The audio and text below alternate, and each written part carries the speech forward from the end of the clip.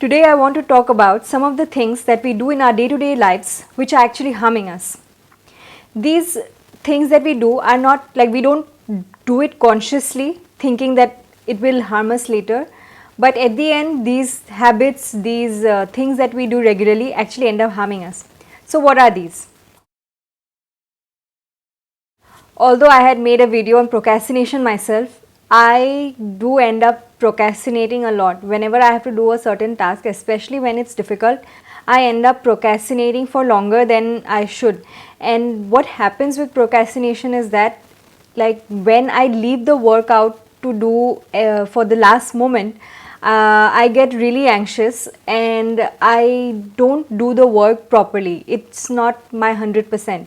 But don't you think it's better if I do the work beforehand? Procrastination can actually be a sign of stress, and it can actually be self-destructive. Of course, we don't procrastinate willingly, of course, but at the end our work suffers. I used to always think that if I keep a task, a work for the last moment, then I'll be under pressure and I will do the work properly or like better under pressure. But to be honest, it's just a myth that I had created for myself. I don't work very well under pressure, and so I have realized that if I do the hard work beforehand, then I'll be less stressed later on. Sleeping late at night.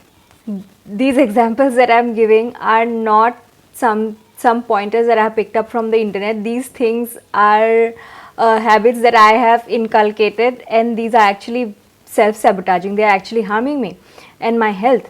So sleeping late is definitely one of them, where I use my phone most nights till late night, and then I don't get enough sleep in the morning, or I sleep late till late in the morning, and which is actually not good for my productivity. Although we might think that we are mindlessly scrolling through social media, Instagram, be it Facebook, but actually the things that we see are actually impacting us. We don't realize it.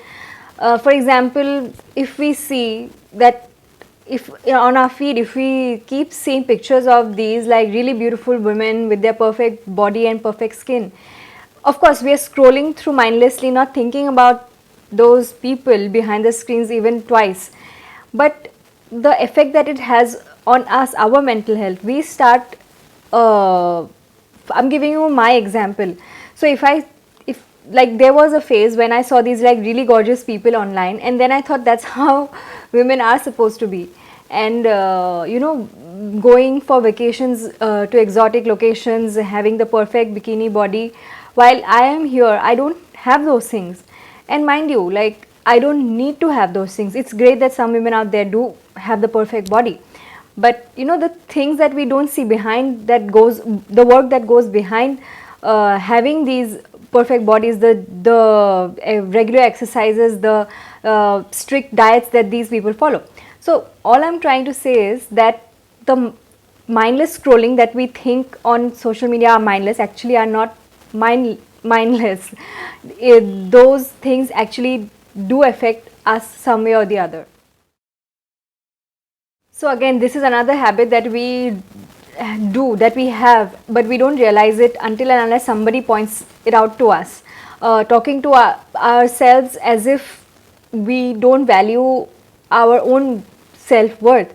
And I feel like in my head sometimes, what I end up doing is that especially when I'm scared or stressed, I will constantly, my brain tells me like, oh my god, you're not good enough, why do you want to do it, let's not do this work because it's hard. And these self-talks actually harm me, because maybe I wanted to do a very difficult task, but because I've already convinced myself that I can't do it, I don't end up doing it. Or even if I do it, I don't give it my best, fearing that, okay, what's the point, it won't even turn out amazing, so why should I even put my effort into it? So I feel negative self-talk is something that, it's, of course, it's in like subconscious, we don't intentionally want to pull ourselves down, but when you notice that you are you won't tell this to your best friend, like, okay, you won't tell your best friend to not, apply for the job that she wants to, or to pursue her dreams. So likewise, why do you tell yourself that you can't achieve your goals, your dreams? So if of course it's difficult to, like, you know catch yourself when you are in that position, but if you realize that, oh god, this is like I'm talking to myself in a negative manner again, please do stop it. Negative self talk sometimes has resulted in low self esteem, low self confidence in myself, and that's why I feel it is a very self destructive habit to have, and I am trying to work on that. And finally, not taking breaks. You don't have to wait for the moment to have a complete breakdown, to have a complete burnout, to take a break. It's actually very productive and healthy to take breaks, between your work, so that you are more productive later on.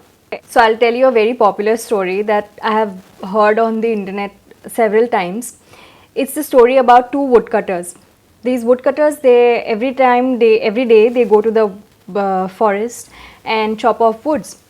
And every day, one of the woodcutters, he goes, and he goes away for some time, for about an hour, and he comes back.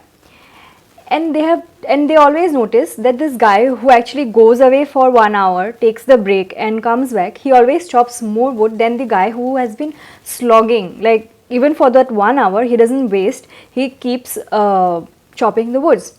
Then one day he asks this guy who chops more wood that, every day you go and take a break for 1 hour, and it's, I should be the one chopping more woods than you, but it's you who chops more wood.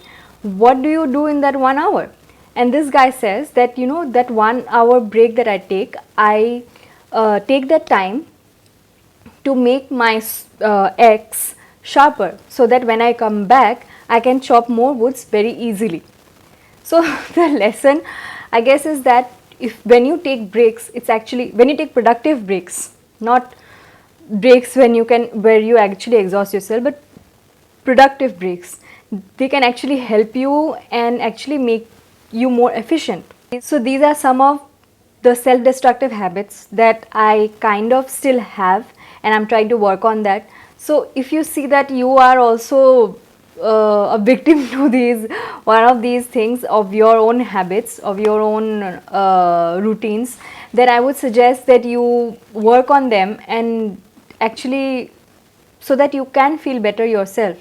Work on yourself. Don't let yourself get lost in this chaos of this world.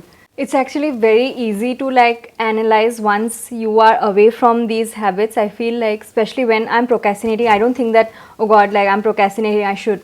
It's only after I've done the harm to myself do I realize that, oh god, like, I shouldn't have wasted my time. Instead, I should have worked, or I should have taken a break when I was about to be burnt out.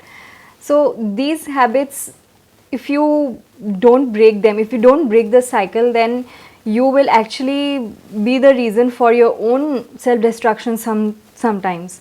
So I hope that this video is helpful, and thank you.